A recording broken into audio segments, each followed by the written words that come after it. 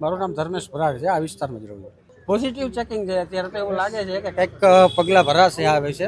બાકી અહીંની સ્થિતિમાં તો તમને કીધું કે અમુક જગ્યાએ પરવાનગી મળી જાય છે લઘુમતી બહુમતી લઘુમતી, જે ન થવું જોઈએ.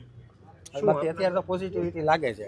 ના, વિજયભાઈ રૂપાણી સાહેબના કહેવાથી આ મીરાણી સાહેબ, અતુલ પંડિત સાહેબના જે અમુક પ્રયાસો છે તે પ્રમાણે કડક કાયદાનું પાલન થવું જોઈએ, જેથી કરીને અસરધારાનો મિનિંગ જે છે એ જળવાઈ રહે.